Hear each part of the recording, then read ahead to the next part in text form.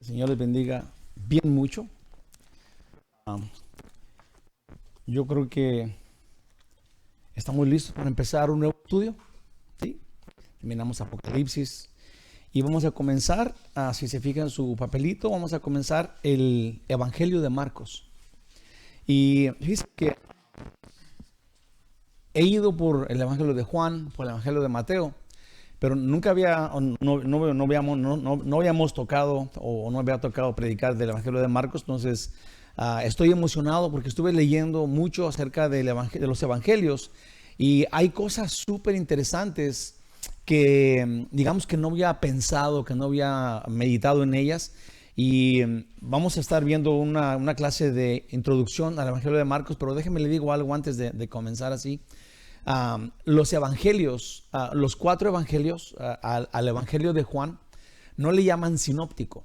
Todos los otros 3 evangelios son sinópticos. No sé si hay otra palabra, pero lo que significa cuando la escuche ya vas a ver por qué. Porque la palabra sinóptico quiere decir que Lucas, Mateo y Marcos se parecen. Digamos que si los pone así, uno y aquí el otro, a través de 2000 años, ¿sí? La gente ha puesto estos evangelios y luego tienen un mismo sentido. Tienen las mismas parábolas, la misma historia, es la redacción de lo que ellos visualmente vieron cuando estaban con Jesús. Y esto hace que esta obra literaria del evangelio, porque son 4 evangelios que hablan de un evangelio, ¿verdad? O sea, no son 4 evangelios diferentes que hablan de otras cosas, sino que hablan de lo mismo. Sí, lo que me impresionó es de que, ahora, ¿por qué no le llaman, déjale decir otra cosa, ¿por qué no le llaman sinóptico al de Juan? Porque el de Juan no se parece a los otros. Es más cerrado, más lleno de la última semana de Jesús. Entonces, otro evangelio, es el mismo evangelio, sí, pero me impresionó esto, hermanos, que el Evangelio de Marcos es el primer evangelio escrito y él no era un apóstol, ¿verdad? Pero al parecer él estaba ahí como un jovencito entre los apóstoles, para allá y para acá. Él es el único que menciona una vez, dice que estaban cuando iban a apresar a Jesús, dice que estaba un joven y que le quitaron el manto y que salió desnudo ahí. Seguramente no tendría suéter abajo, sí, pero era un chiquillo, ¿verdad? Y es el único que lo menciona. Ahora, lo que les quiero decir, que estoy súper emocionado por decirles esto, es esto. Los 4 evangelios, el primero de Marcos, que no contaba, digamos, cuando estaba él creciendo y viendo todo esto. El evangelio de Lucas, que era un doctor, una persona estudiada, ¿verdad? Que conoció a Pablo, que también era una persona erudita, una persona estudiada, un licenciado, digamos, ¿verdad? También escribió su evangelio Marcos, ¿verdad? Mateo estuvo con Jesús y Juan también estuvo con Jesús, pero escribe solamente de la última semana. Lo que les quiero decir es de que son 4 redacciones de testigos oculares de lo que sucedió. Y después de 2000 años, nadie ha encontrado ninguna contradicción. Entonces, si no se ha escrito nunca ningún otro escrito, ni de los, digamos que los escritores, digamos que no sé, gente famosa, artistas famosos de la antigüedad, no hay tanta información de ninguno como de Jesús.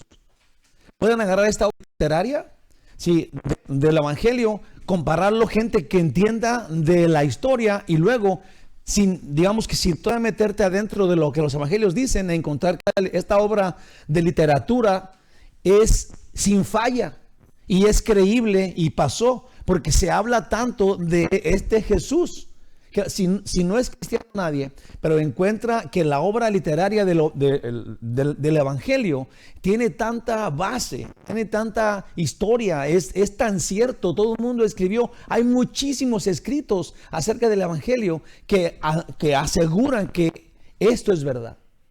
Sí, y Jesús no era, digamos, un gran hombre en literatura.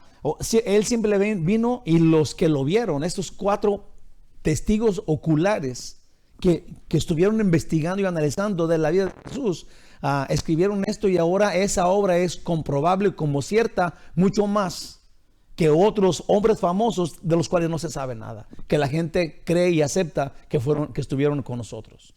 Ahora, cuando descubres que literalmente, digamos que científicamente, si lo quieres poner de esa forma, descubres que esta vida fue creada, este evangelio es verdadero. Si te metes adentro del evangelio y empiezas a investigar la historia de lo que hablaron ellos, también te tienes que convencer de que eso es verdadero. Y entonces tu fe deja de ser una fe ciega, sino una fe comprobable, una fe con sentido. Y si recibes a Jesús en tu corazón, con toda comprobación, puedes ir al cielo. Sí, deja de ser algo místico, algo espiritual, sino que una obra literaria de esta magnitud es verdadera, y lo que contiene es la salvación para el ser humano cuando tiene fe. Es súper, súper importante. Marcos fue el primero que escribió fue el primer evangelio. Lo escribió antes del año 50 después de Cristo. Sí, esto quiere decir el año después de Cristo significa cuando Cristo nació. Sí, así es como contamos la historia de nuestros años. Entonces, antes del año 50, Marcos escribió este evangelio. En el año 100 o alrededor de ahí lo escribió Juan. Entonces, el que digamos que pudiéramos decir, es que Juan es el apóstol Juan, él escribió después que todos y no continuó las demás obras porque es completamente diferente a las tres primeras. No se estaban copiando, nadie estaba aplicando la Biblia, cada quien estaba dando su testimonio en lo que ellos vivieron personalmente con Jesús. Eso es que todavía no empiezo a decirles todo lo que les quiero decir. Es súper emocionante, súper interesante. Ya tenemos fe y que no sabíamos todo esto, ¿sí? Y que ahora entendemos. Sí, nuestra fe es como que se arraiga, ¿sí? Es como que le salen raíces. Por eso creo.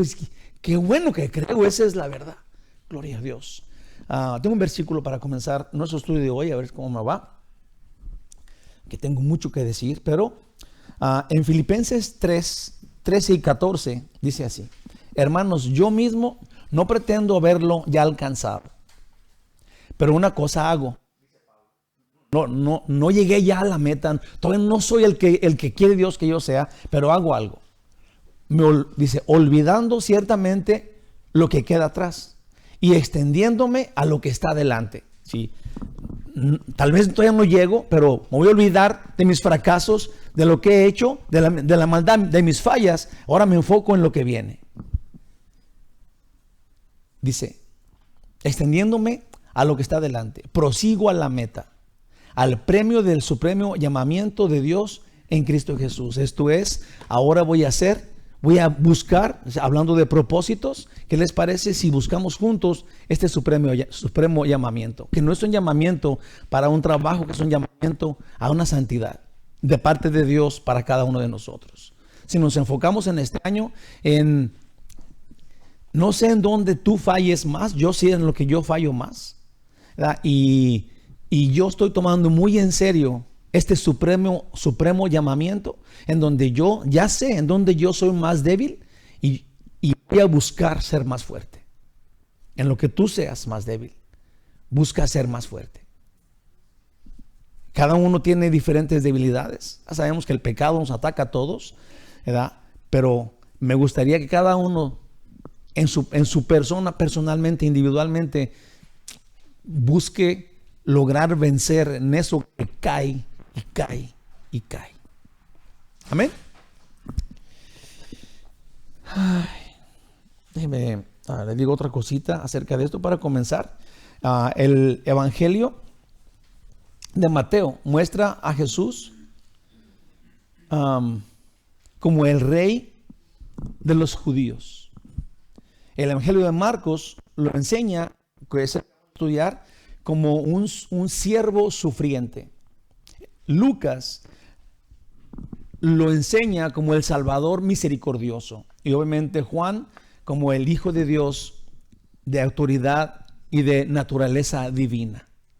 Sí, no se pusieron de acuerdo para concluir que Jesús es Dios en la carne, el cual vino sufridamente por nosotros a manifestar el amor que Dios tiene, pero entre los hombres, sin nunca haber pecado. Sí, los 4 personalidades que escribieron del Evangelio no estaban de acuerdo en una conclusión. nosotros, resultado de los que leemos, encontramos que ellos simplemente describieron a nuestro Salvador. Sí, y ahora felizmente vamos a estudiarlo.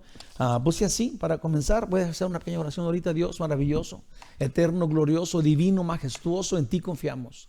Dirígenos, Señor, en este nuevo año, en esta nueva reto que es estudiar el Evangelio de Marcos.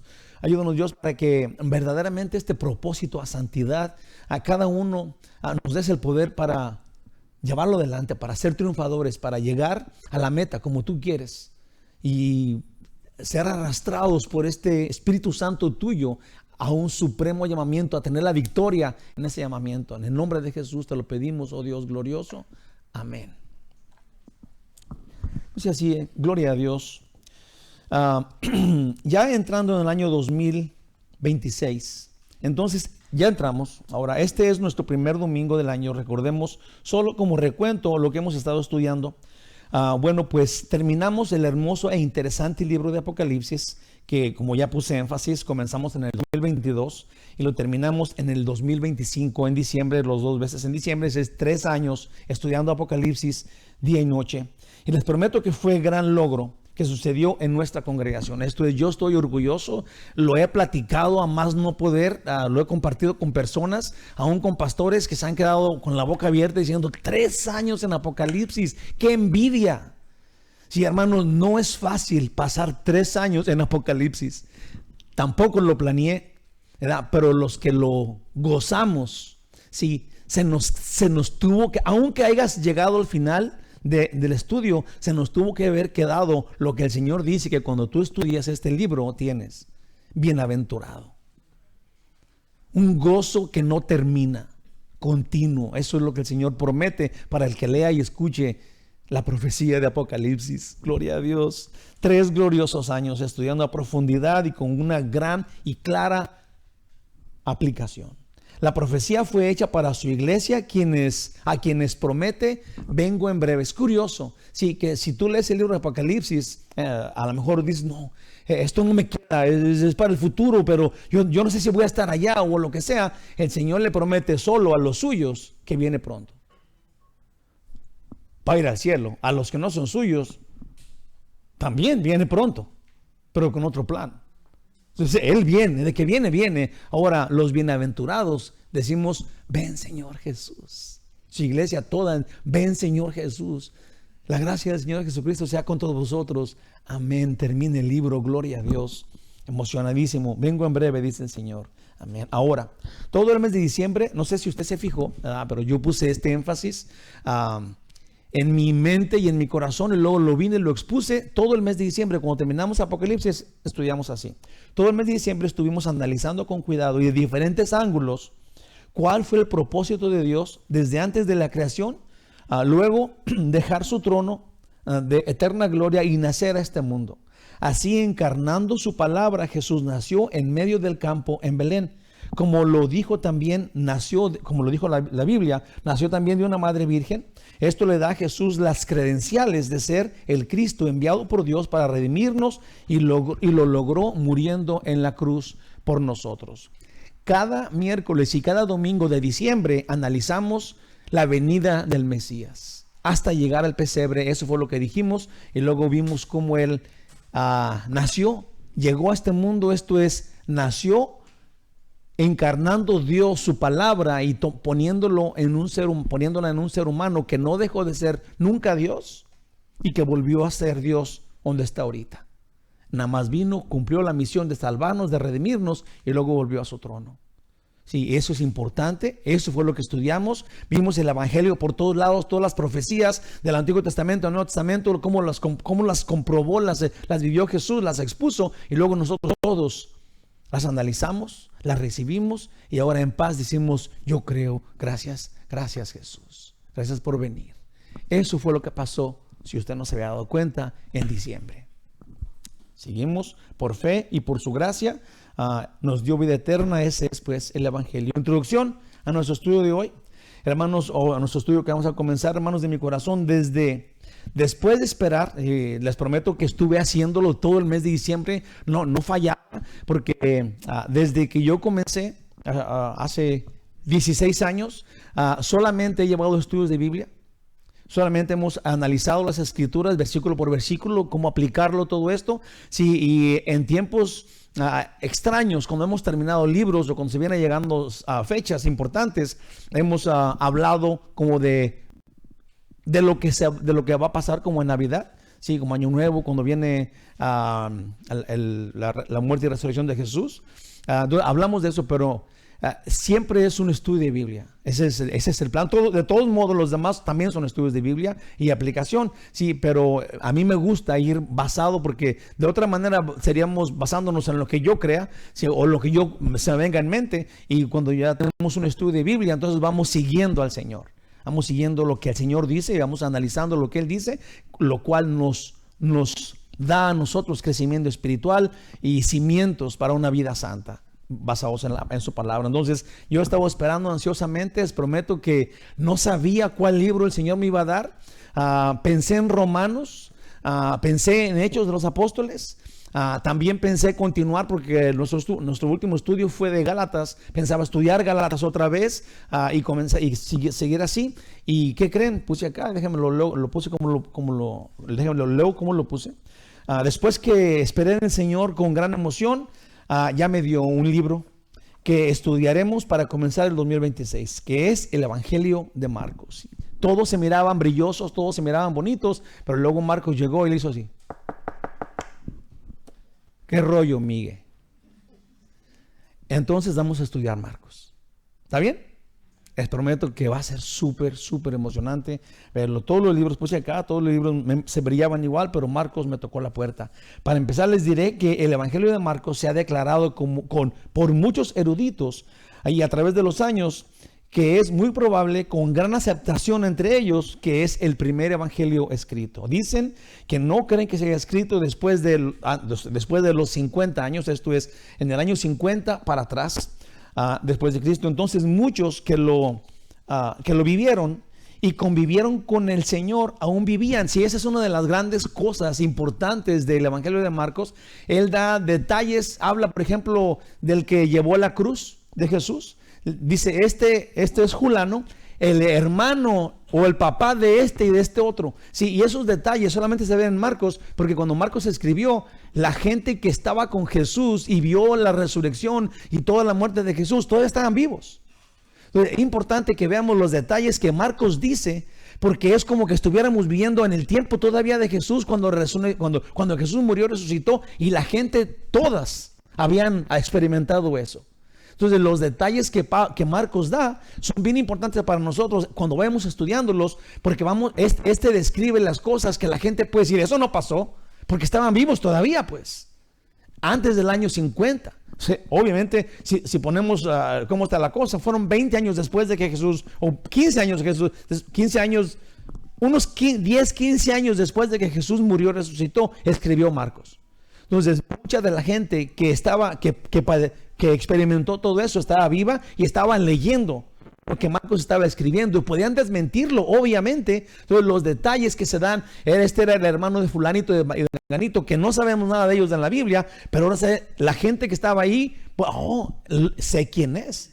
Es como si yo hablo de mi tía, mi tía fulanita, es mi tía porque es mamá de mi sobrino fulano de tal. Es bien importante que notemos esos detalles que nos va a decir Marcos, porque nos hace estar en el mismo tiempo a nosotros. ¿Okay?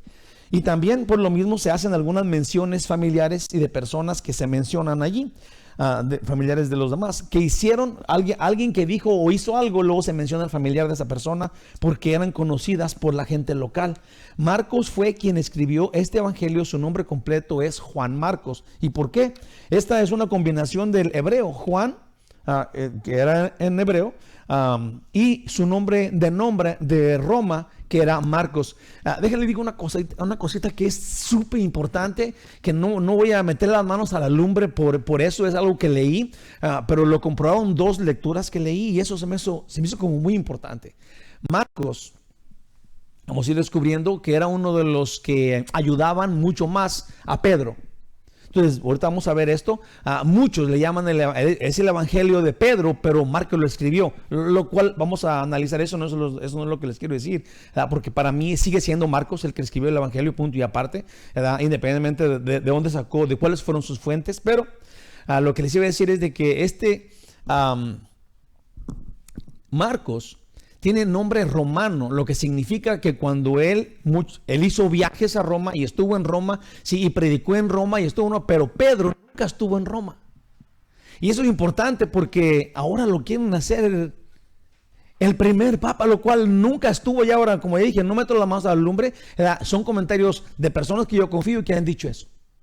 Es importante, sí, que Pedro estuvo allá, pero nunca fue allá. Ahora, ¿por qué tiene Marcos un nombre romano? Pues porque él sí estuvo allá. Como a Pablo, Saulo, sí, son personas, el nombre cambiaba, depende de dónde estaba, de qué idioma hablaban. Marcos tiene, Pedro no. Él tenía el nombre de allí, que era Cefas, pero simplemente entre los hebreos, cuando Jesús le dijo que era piedra, bueno. Marcos, pues suponemos que era un hombre joven también, no solamente por lo que relata, pero dice la Biblia que él era sobrino de Bernabé. ¿verdad? Y entendiendo que Bernabé y Pablo, digamos que eran más o menos de la misma edad, pues Marcos tenía que haber sido más chico que su tío. Hay un relato que habla de que Pablo no quería que Bernabé trajera a su sobrino con él, por lo que había sucedido. Y eso está en Hechos 15, de 37 a 38. Dice, Bernabé quería y Bernabé quería que llevasen consigo a Juan, el que tenía por sobrenombre Marcos, y aquí se descubre su nombre completo, pero a Pablo no le parecía bien llevar consigo que se había apartado de ellos desde Panfilia y no había ido con ellos a la obra. Esto es en un relato en Hechos de los Apóstoles 13:13, si usted quiere analizarlo, es en donde Pablo está llevando su grupo, digamos, a donde iban, sí, y Marcos dijo, yo no voy. Y se regresó a Jerusalén. Entonces a Pablo le cayó bien gordísimo que se haya devuelto y después dice, yo no lo quiero, no lo traigas, ¿verdad? Ya no quiero que ande con nosotros ese muchacho desobediente, rebelde, ¿verdad? Cosas, hermanos, que son bien interesantes al saberlo, porque ahora claro que se entiende que esta era gente normal, eran como nosotros, ¿verdad? Que nos gusta esto y que no nos gusta lo otro. Sí, yo creo, hermanos, que es importante, y también lo voy a decir, voy a aprovechar este momento. Nosotros, así como Pablo no le pareció, sí, se enojó, después se enojó con Bernabé y todo esto, ¿verdad? Pero aquí dice, le dijo a Bernabé, de mi corazón, yo no quiero tu sobrino con nosotros porque es un rajichi, ¿verdad? Ahora, todos nosotros aquí, bueno, vamos a ver que después Pablo dice, no, que venga Marcos porque me es importante, me es necesario. Sí, ahora lo consideraba lo consideró alguien de los más importantes en el ministerio de Pablo. Ahora, ahí le va.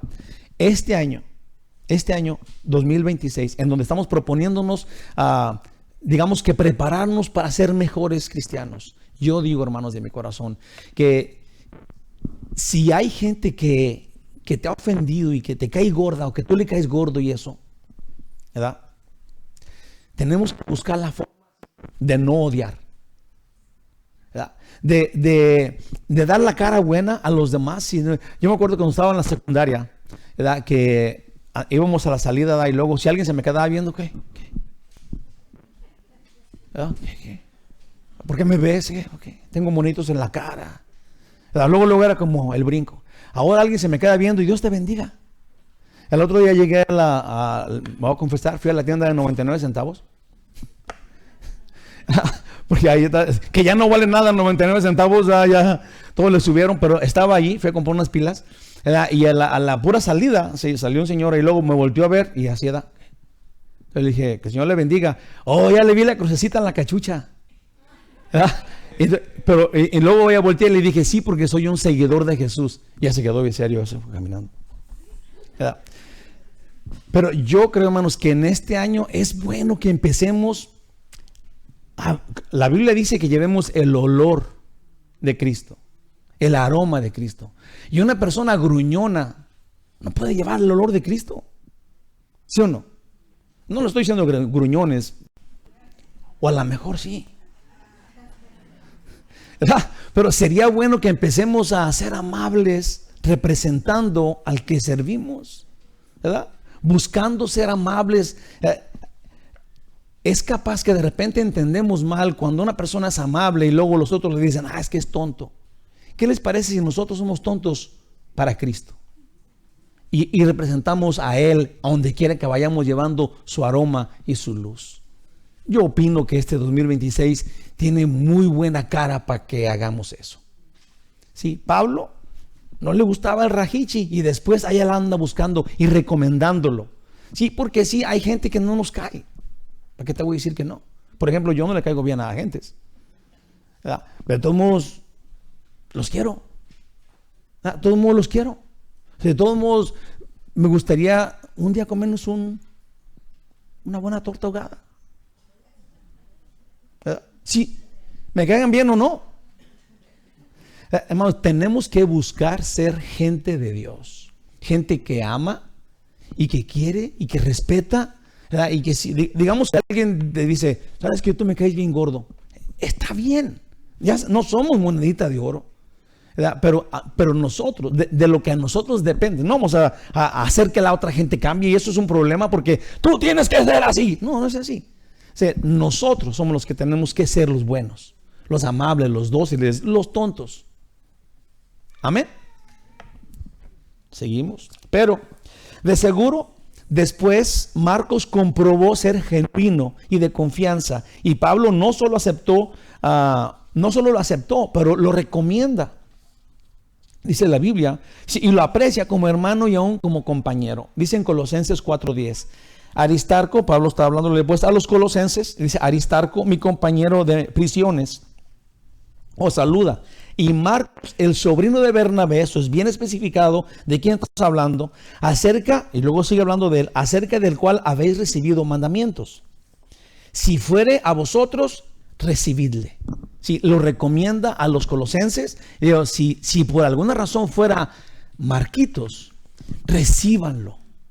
Sí, de parte de Pablo a los colosenses, sí. Segunda de Timoteo 4:11. Solo Lucas está conmigo. Sí, por eso ya dijimos, Lucas y Pablo eran como amigos porque eran intelectuales los dos. Dice, solo Lucas está conmigo. Toma a Marcos y tráele contigo, porque me es útil para el ministerio. Sí hubo una discrepancia al principio, pero enseguida dice, lo quiero conmigo, me es necesario este joven, este muchacho. Sí, entre los estudios que estaba viendo, sí, Marcos, cuando él escribió, él conocía a Lucas, él conocía a Pablo y todo esto, sí, y él escribió su evangelio cuando él era un joven. Pero Juan escribió su evangelio cuando tenía ya casi 100 años, pues. Por eso le llaman el anciano. Si los papillas y las personas que hablaron de Jesús y de los evangelios después, un siglo después, hablaban del anciano, porque es capaz que lo conocieron cuando estaban chicos ellos. Hablaban del año 50, del año, digamos que 150, 130. Todavía conocieron a Pablo cuando tenía 100 años, pues. Él tenía una escuela. Sí, Juan, perdón, no Pablo, Juan. Entonces, ahora, le digo todo esto porque es interesante para mí saber eso, sí. Juan escribió cuando ya estaba bien viejo, ya casi a los 100 años, y las nuevas generaciones del nuevo siglo conocieron al anciano, y por eso le mencionan, y él mismo se menciona como el anciano. Sí, porque ya estaba viejito cuando escribió Marcos era un joven que conocía a todos los demás, que hizo lo que él hizo cuando estaba pues joven, andaba en fuego por el Señor. A ver, y Pablo lo acepta. O sea, al parecer Pablo le tomó cariño a Marcos. En Filemón 24 dice: Marcos, Aristarco, Demas y Lucas, mis colaboradores. Obviamente ahí estaba Lucas, ¿verdad? Y es importante que encontremos que Lucas anda junto con Pablo y conocía a Marcos, sí, y ahí andaban todos. Ahora, no solo Pablo y también Lucas lo conocían, sino mira, dice de Pedro. Si ya vimos a Marcos relacionado con Pablo, relacionado con Lucas, sí, y ahora vamos a ver lo que pasa con Pedro. Primera de Pedro 5:13. La iglesia que está en Babilonia. Sí, eso es importante porque eso es como lo que les digo. Babilonia ya no era importante en ese tiempo, pero Pedro tenía una palabra secreta para Roma y era Babilonia. Entonces, él habla de Roma como Babilonia, como algo malo. Ahí está el problema, ahí están los políticos, ahí estaban los reyes. Ahora, la iglesia que está en Babilonia, él elegida juntamente con vosotros, y Marcos, mi hijo, os saludan. Sí, entonces Pedro lo recibe como hijo a Marcos, que es capaz que Pedro le convirtió, digamos, le compartió el evangelio, y hasta que Marcos enfrente de Pedro dijo: yo sigo a Jesús, y ahora lo considera su padre en fe.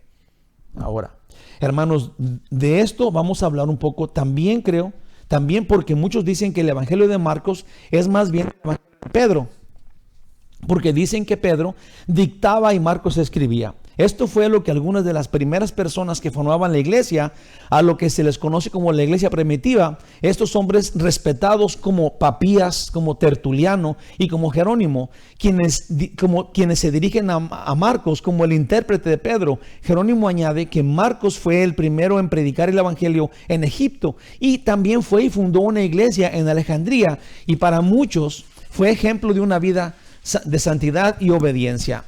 Digo todo esto porque estas personas que mencioné ahorita empiezan después del año 100 en adelante. Sí, empiezan a tener, pero hablan de los evangelios, pues eso es de lo que estamos hablando. Sí, ellos que conocieron Máximo, conocieron a Juan, o de la escuela de Juan, sí, escriben que Marcos era digamos que aquí dice el intérprete de Pedro. Entonces, todo esto hace verdadero el evangelio, porque después del primer siglo hasta el segundo siglo, Jerónimo todavía sigue hablando de lo que había sucedido con Jesús y con sus discípulos y con todo esto. Ahora, pues si acá, por ejemplo, pues yo ante esto pienso, ante que Marcos era el intérprete de Pedro, pienso esto: si Dios dejó que este evangelio sea de acuerdo a Marcos, porque Pedro fue su padre en la fe, sigue siendo el evangelio de Marcos, no importa qué. Sí, ahorita vamos a ver un lugar en donde Lucas dice: otros ya escribieron, o sea, pero yo voy a analizar todos los puntos, porque todavía estoy vivo y conocían a la gente que estaba pasando, y era como una clase de, ¿cómo le llaman a estos que andan con su microfonito preguntándole a toda la gente? ¿Cómo? Un periodista, exactamente. Andaba investigando todos los detalles, quién dijo esto, quién no lo dijo, qué pasó allá. Conocían a todos, Marcos y Lucas conocían a todos, estuvieron en el tiempo de allá. Ellos no eran apóstoles de Jesús, pero escribieron el evangelio, lo cual hace que el evangelio sea súper creíble, pues, porque gente que vio y conoció y olió todos los lugares que los que estaban viendo o viviéndolo no veían, estos fueron y los analizaron. Sí, ahora, de la fuente de Marcos estaba Pedro. Sí, no, de ninguna forma vamos a darle el crédito a Pedro, porque la Biblia no se lo da, ni nosotros tampoco. El que vamos a decir de veras, ese es el evangelio de Pedro, no. Porque Marcos estaba analizando los puntos que Pedro, digamos, experimentó. Sí, y escribiendo, haciendo notas de todo lo que estaba pasando y escribiendo su evangelio, el evangelio de Marcos. Si Dios dejó este evangelio, todavía es el evangelio de Marcos. Aunque Pedro fue su padre en la fe, sigue siendo el evangelio de Marcos. Este evangelio es el más breve de los 4, solamente tiene 16 capítulos. Y aún es muy interesante que se mencionen puntos que no están en los otros evangelios. Les pido por favor que, aunque es en la Biblia el evangelio de Marcos, de ninguna manera podemos decir que Pedro queda fuera de esto, sino que solo que no es pues el evangelio de Pedro. Sí, no estoy hablando mal de Pedro cuando digo esto. Pedro ahí estaba con Jesús, Pedro es piedra, Pedro estuvo ahí, él lo negó 3 veces, él estuvo con él. Sí, pero Marcos estaba siguiendo a Pedro y todo lo que Pedro le decía, pero no nada más Pedro, pues.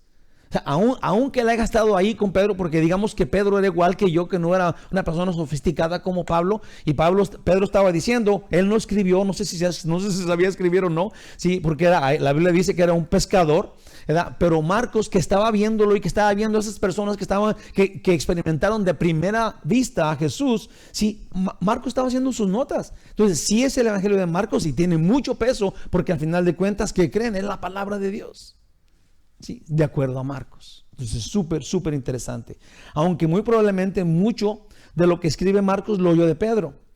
Cuando Pedro lo vivió y Marcos no estaba ahí, solo tomaba notas. aún Marcos puso el evangelio en orden y totalmente confiable como absoluta palabra de Dios. Que aunque el evangelio en forma simple parece la biografía y hechos sobrenaturales de Jesús, es mucho más que eso, hermanos. El evangelio no es una redacción de la biografía de alguien. El evangelio tiene un mensaje divino, inspirado por el Espíritu Santo. Sí, que nos da a nosotros, junto con todas las personas de todas las generaciones que ha habido hasta que Jesús, y para atrás hasta la pura creación, sí, que ha inspirado y que nos ha traído la información de la salvación por la fe en Jesús, por la gracia de Dios, que es válido hasta el último día que estemos aquí en este mundo, nosotros y los que vienen, generaciones futuras. El evangelio es mucho más que una obra literaria, lo cual es comprobable que existió y que es verdadera, sí, pero nosotros creemos mucho más de eso. Amén. Wow.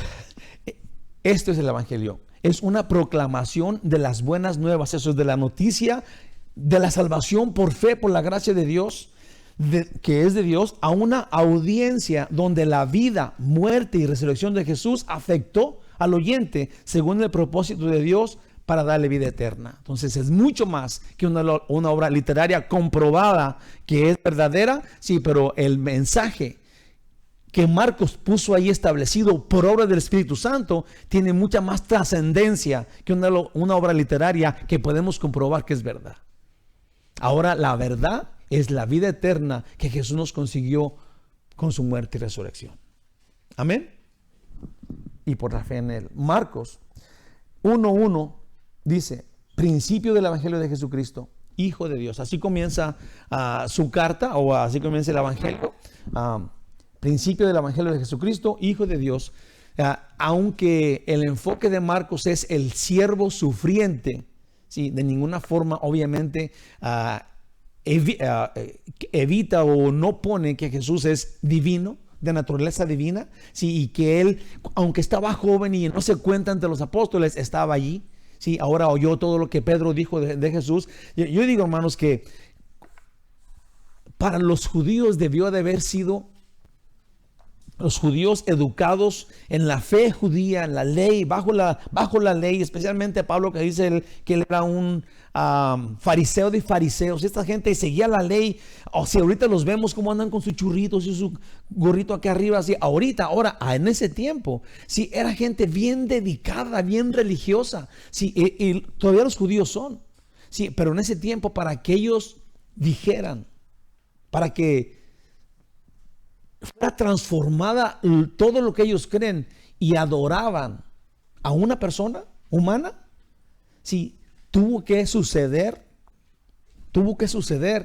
que todas las profecías que ellos conocían fueron concluidas y fueron manifiestas en el nacimiento de Jesús y en la vida de Jesús, para que un judío creyera que él era Dios. No sé si lo entienda, pero es mucho más fuerte eso que lo que nos pasó a nosotros, que también creemos que Él es Dios. Pero para que esta generación que vio a Jesús cara a cara y oyera lo que Él decía y viera lo que Él hizo, y ellos lo adoren como el único Dios existente, nos tiene que llevar a nosotros como una, no sé, como una aspiradora, adorar a Cristo, porque ellos lo adoraron, porque ellos manifiestan que Él es Dios. Así de sencillo. La fe de Pedro, la fe de Pablo, la fe de Marcos, lo que ellos relatan, las cosas que Jesús hizo, son tan gloriosas para que ellos lo proclamen como Dios, como lo proclama cada uno de los evangelistas en diferente etapa de su vida, con su diferente historia y forma de pensar y diferente experiencia de testigos oculares, ¿sí? Y luego cada uno concluya que Jesús es el Mesías, el que quita el pecado del mundo y que vino, murió por ti, subió después de la muerte y está sentado en su trono, y ellos lo creyeron, y eso es lo que redacta el evangelio. Tú y yo tenemos que decir: no tengo ninguna sola duda, yo soy de Dios, y claro que no me voy a hacer el corajudo en delante de mi vida, el roñoso, el mentiroso, el que habla malas palabras, el que tiene malos pensamientos, porque el Señor Dios del universo murió por mí, viendo el evangelio. Amén. Wow. Marcos no trae genealogías ni en defensa de su deidad o humanidad. Marcos presenta a Jesús como el Hijo de Dios. Otro de los evangelistas que nos informa cómo fue que él hizo el evangelio fue Marcos, como ya lo había mencionado ahorita, pero así comienza el evangelio fue el evangelio de Lucas, perdón. Lucas, él confiesa públicamente desde el mero punto de su evangelio cómo él escribe su evangelio. ¿Por qué lo escribió? Si él no estuvo con Jesús, tampoco es igual que Marcos, él nomás estuvo alrededor viendo todo esto, pero así lo dice Lucas. El evangelio de Lucas, capítulo 1, versículos del 1 al 4. Fíjate la honestidad de Lucas, ¿ok? Puesto que ya muchos han tratado de poner en orden la historia de las cosas, que entre nosotros han sido ciertísimas, tal como nos lo enseñaron los que desde el principio lo vieron con sus ojos y fueron ministros de la palabra. Me ha parecido también a mí, después de haber investigado con diligencia todas las cosas desde su origen, escribirlas por orden, excelentísimo Teófilo, para que conozcas bien la verdad de las cosas en las cuales has sido instruido. Así comienza Lucas. Él sí explica lo que Marcos simplemente dice en el primer escrito que conocemos como el Evangelio. Sí, no es cosa rara. Ellos analizaron y investigaron, entrevistaron a toda la gente que estuvo con Jesús, y como ya dijimos, Marcos tuvo una gran tarea porque toda la gente, la mayoría de la gente estaba viva con lo que había pasado. O sea, él tenía que comprobarle a la gente que vivió ese tiempo que Jesús era Dios. Y es muy importante. Marcos y Lucas no fueron apóstoles de Jesús. Ellos no están entre los 12, sino que guiados por el Espíritu Santo analizaron e investigaron cada detalle a cada persona que sabía algo, que hizo algo alrededor de Jesús, y lo escribieron de forma que ellos no pudieron planearlo, pues el Evangelio es la obra literaria con un valor superior a la literatura o cualquier otra cosa. Pues lo escrito aquí es la verdad de Dios, con el solo propósito de que los que leen y oyen lo crea, y por la gracia de Dios obtenga vida eterna. Te fijas que es súper importante ahora cuando vemos lo que ellos hicieron, porque lo que ellos hicieron es esto: te presentan a Jesús, y si tú crees en Él, por la gracia de Dios tienes vida eterna. Sí, los evangelios no se llaman evangelios porque está bonito el nombre. El evangelio es que tú creas lo que está escrito allí de Jesús, y que entiendas que Él es el Salvador, el perdonador tuyo, el Dios vivo, el Dios que vino y encarnó su palabra, volvió a su trono haciendo la tarea que Él hizo, y luego tú lo crees y por la gracia de Dios eres salvo. Súper interesante, súper claro, si nunca lo hubiéramos oído, eso sería súper claro. No, Él es Dios, yo lo creo, y por mi fe, por la gracia de Dios tengo vida eterna. Y como una clase de bosquejo de introducción, ahí les va lo que contiene el Evangelio. El primer capítulo contiene el título que menciona que Jesús es el Hijo de Dios, y lo presentará en todo el Evangelio como el siervo humilde, sufrido, aún dócil a la voluntad de su Padre. Esa es la forma que Marcos describe a Jesús en el primer capítulo. También tenemos a Juan Bautista, que anuncia a uno, eso sería Jesús, más poderoso que él mismo, y la voz de Dios que se complace en su Hijo en el bautismo de Jesús. Jesús es vencedor ante Satanás, porque también en el primer capítulo de Marcos habla de la tentación de Jesús, o de cuando el diablo lo fue a tentar al cerro, al desierto, y Jesús tuvo victoria sobre el tentador. Las primeras palabras públicas de Jesús se encuentran en el primer capítulo de Marcos, que es Marcos 1:15. Las primeras palabras públicas de Jesús diciendo esto, diciendo: el tiempo se ha cumplido y el reino de Dios se ha acercado, arrepentíos y creed en el Evangelio. Estas fueron las primeras palabras que Jesús dijo en público a nosotros, y están pues relatadas en el primer capítulo de Marcos, como vamos a estudiar. Y también aquí Jesús llama a los primeros 4 discípulos, 4 pescadores, y hace eso pues público. Su autoridad sobre los demonios y sanar enfermos, sanando a la mamá de la esposa de Pedro. Sí, a mí se me hizo más interesante ponerlo así: Jesús sanó a la mamá de la esposa de Pedro, que nomás a su suegra, porque luego no se entiende, ¿verdad? Pensamos como, a lo mejor no es la suegra. No, sí, era la esposa, perdón, era la mamá de la esposa de Pedro, sí, lo cual hace a Pedro casado, ¿verdad? Porque tenía suegra, pues. Bueno, Jesús la sanó. Y a otros, y eso todo está en el capítulo 1 de Marcos. Todo comenzó en Galilea. El capítulo 2, ese fue el primer capítulo. Capítulo 2, confrontaciones con los líderes religiosos, empezaron a venir con Jesús porque llamó la atención de la gente. Ahora le decían, no, tú no puedes estar haciendo esto. Y hay un montón de confrontaciones en todo el capítulo 2. Capítulo 3, predicando, sanando y dando gracia y libertad a muchos.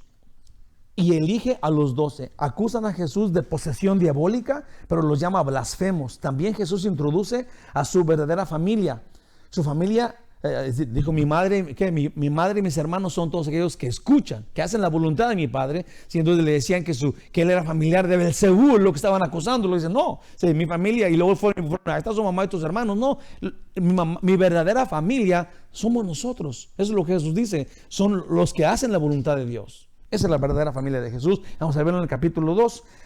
Son los que obedecen la voluntad. Capítulo 3, perdón. Capítulo 2, nomás es pura legata de todos los líderes religiosos. Capítulo 3 pasa eso. Capítulos 4 y 5 pegaditos. Jesús usó parábolas para describir el reino de Dios e hizo milagros en poder divino.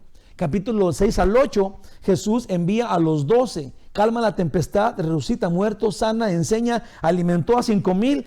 Pedro dijo, tú eres el Cristo. Jesús preguntó, ¿quién dicen ustedes que soy yo? Pedro se levantó, se puso de puntitas con sus sandaliotas y dijo, tú eres el Cristo, el Hijo de Dios. Enseguida Jesús anuncia su muerte en el capítulo, después del capítulo 9 al 12, varias enseñanzas, sanaciones milagrosas. Jesús anunció su muerte otra vez y la entrada triunfal a Jerusalén. Pasa ahí, los fariseos y los saduceos lo persiguen con preguntas, porque esos eran los grupos religiosos, y le hacen preguntas ya teniendo ya más respeto por él y querían investigar qué es lo que está diciendo, por qué dices esto, por qué es aquello, porque ellos eran contrarios a sus propias opiniones. Jesús habla con gran autoridad. Capítulo 13, Jesús anuncia su segunda venida. Capítulo 14, la cena del Señor. Getsemaní, aprenden a Jesús. Capítulo 15, sentencia y crucifixión, muerte de Jesús. Capítulo 16, resurrección de Jesús, mandatos y su ascensión. Todo esto vamos a ver en 16 capítulos de Marcos en los próximos 25 años. ¿Les parece? No sé cuánto nos vamos a tardar. Les prometo que yo quiero estudiar el capítulo, este evangelio de Marcos, pero quiero la aplicación. Sí, yo no sé si también ustedes van a decir, no, yo así no quiero, pero yo quiero leer la Biblia versículo por versículo y luego tener la aplicación, porque para eso está aquí, pues. Como dijo el hermano Carlos, leímos toda la Biblia, pero si no tienes la idea de aplicarla, te quedas como, oh, si ya la leí. ¿Verdad? Pero yo quiero estudiar el evangelio de Marcos con aplicación los domingos. ¿Les parece? ¿Le entramos? Ahí está un papel para que firme, que va a aguantar hasta que... No es cierto. ¿Verdad? Yo quiero estar bien profundo en los estudios del evangelio de Marcos, porque es súper interesante, importantísimo que nosotros todos estemos súper familiarizados con los evangelios. Y con con la persona que escribió la primera vez el evangelio, sí, tenemos que hacer unos cuates de Marcos. Amén. Isaías, y esto es déjenle digo lo que vamos a hacer, vamos a tomar comunión ahorita, ¿verdad? Y déjenle digo, no sé si usted se acuerde que hablamos un poquito el otro día de cuando Jesús encontró a estas personas que iban en camino a Esaú. Y dice que les abrió el entendimiento, ¿verdad? Ok, pues es bien interesante que el relato en Lucas dice que cuando iban en el camino a Esaú, Jesús les habló de todo lo que había pasado, todo lo que había anunciado de él en el Antiguo Testamento, y todo se ha cumplido. Y luego dice que a ellos se les abrió el entendimiento cuando Jesús partió el pan, sí, en la cena del Señor. Entonces es bien interesante cómo la Biblia relata estas cosas. Sí, Jesús dijo que les abrió el entendimiento de quién era Él, pero es importante que notemos cositas que dice que les cayó el 20 a ellos. Cuando Jesús lo dijo, tal vez nomás lo pensaron, pero cuando Jesús partió el pan, dice que se les abrió el entendimiento. Dios les abrió el entendimiento. Entonces, no quiero como hacerla tanto de emoción, pero vamos a partir el pan ahorita. Vamos a tomar comunión y es capaz que el Señor nos va a dar a entender cosas que no habíamos entendido aún de este estudio, aún de esto que están pasando ahorita en el partimiento del pan. Versículos que tengo preparados para este 2026. Isaías 43:25 dice: yo soy el que borro tus rebeliones. Eso es en Isaías, ¿ok? Por amor de mí mismo, sí, por su gracia, y no me acordaré de tus pecados. El Señor dice eso desde siempre, Él es nuestro Salvador. 1 Samuel 7:12 dice: tomó luego Samuel una piedra y la puso entre Mizpa y Sen. Si los venían persiguiendo, y luego puso esto allí, y luego dijo, y le puso nombre de Eben Ezer. Sí, Dios le había ayudado a Samuel y a todo el pueblo judío. Los estaban atacando los filisteos, y luego clamó Samuel a Dios, y luego Dios hizo que Israel correteara a los filisteos, ¿sí? Y acabara con todos, y le devolvieron ciudades que ya les habían quitado. Entonces Samuel agarró una piedra, ¿verdad?, lo cual me iba a traer y se me olvidó, ¿verdad? Pero eso no importa. Pero él agarró esta piedra, luego la puso en medio del cerro y dijo Eben Ezer, o Eben Ezer. Y él dijo, eso significa: hasta aquí nos ayudó Jehová. Esto quiere decir que si Dios te ha bendecido en el 2025 hasta hoy, esa prueba es de que Dios está contigo. Eso es lo que decía Samuel. Por eso la puso ahí. Hasta aquí públicamente nos ha ayudado Jehová. ¿Por qué vamos a dudar de que mañana va a estar con nosotros? En el 2026, Dios nos va a guiar. Nos va a llevar en Él, llenos de su Espíritu. Eso es su promesa. Él dijo: voy a estar con ustedes cada día hasta el fin del mundo. En Éxodo 33:15, y ese es el motivo del título de hoy, y Moisés respondió, ¿sí?, cuando Dios lo iba a meter en la tierra prometida, y Moisés dijo: si tu presencia no ha de ir conmigo, no nos saques de aquí. Sí. Prefería quedarse en Egipto, en la esclavitud de Egipto, a ir a la tierra prometida sin Dios. ¿Qué les parece si le pedimos a Dios que si no va a estar con nosotros en el 2026, se fue la voz? Hermanos, si Jesús no va a estar con nosotros en el 2026, mejor que nos deje aquí en el 25, o que nos haya dejado en el 25, aunque ya sea una semana después, perdón. Y esto es lo que le dijo Moisés. Si Dios no va a estar con nosotros, lo cual Él prometió que va a estar. Y si aquí el punto es para nosotros, vamos a caminar con Él, como estamos diciendo. Entonces vamos con Él, porque Él está ya delante de nosotros, ya guiándonos. La propuesta sugerida en el 2026 es ser fiel y sumiso. Ser fiel y sumiso. A ver si para el día de Navidad viene más gente, porque nomás vienen como 4, el 24. Ser fiel y sumiso a la palabra, al ministerio que Dios te dio, al supremo llamamiento. Ser los hermanos que ahora manifiestan el olor fragante de Cristo entre nosotros primeramente. Sí, entre nosotros primeramente. Ya sé que ustedes nomás me ven a mí acá enfrente, pero sus hermanos en Cristo ocupan de tu amor, de una sonrisa, y de que si hacen algún error, tú digas: te quiero mucho. Amén. 1 Corintios 11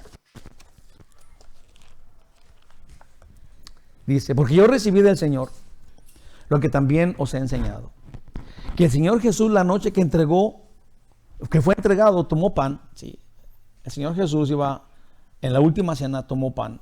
Pero déjenme le digo una cosita así bien importante. Jesús dijo, sus primeras palabras públicas fue: el reino de Dios se ha acercado. Arrepentidos y creen en el Evangelio. Entonces, ¿qué les parece si, oyendo las palabras de Jesús públicamente y en el partimiento del pan, que es capaz que nos va a abrir el entendimiento, como le pasó a los que iban a Esaú, nos proponemos a decirle al Señor que sí somos malos, que sí hemos sido pecadores, que sí hemos sido dañosos, que sí hemos sido mentirosos, todo eso, y luego le digamos, Señor, ayúdanos para no ser iguales en el 2026. Es un buen tiempo para tomar conciencia y arrepentirnos. Tome un momento, ahí donde está, cierre sus ojitos, olvídese de la gente que está a su lado, ve a Cristo resucitado con las marcas del sacrificio y dígale lo que cree, lo que usted le quiere decir en este momento. ¿Cómo es que se ha arrepentido y propone servirle y ser mejor este año? Yo también lo voy a hacer.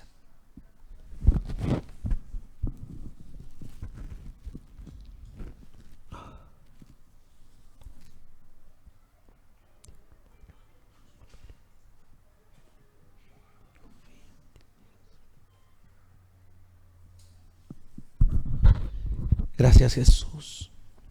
Gracias por morir por nosotros en la cruz, por perdonarnos, por nosotros, el Espíritu Santo, para vivir cada día en victoria y en tu poder en santidad, para gloria tuya. Gracias. En el nombre de Jesús. Habiendo dado gracias, Jesús partió el pan y dijo: tomad, comed. Esto es mi cuerpo que por vosotros es partido. Haced esto en memoria de mí. Y eso es lo que estamos haciendo. Gracias, Jesús. Tomemos, comemos.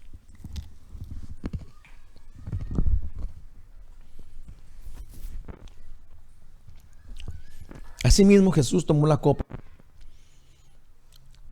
después de haber cenado, diciendo: esta copa es el nuevo pacto en mi sangre.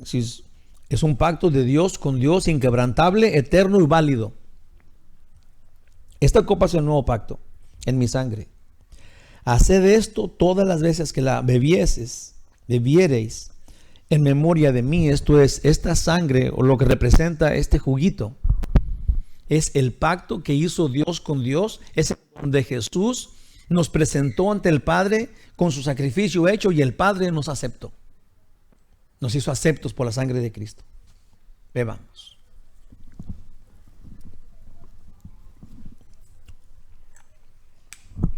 Gloria a Dios. Así pues, dice aquí, así pues, todas las veces que comieres este pan y bebieres esta copa, la muerte del Señor anuncia que Él venga. Esto significa que nosotros vamos a seguir haciendo esto hasta que seamos raptados. Amén.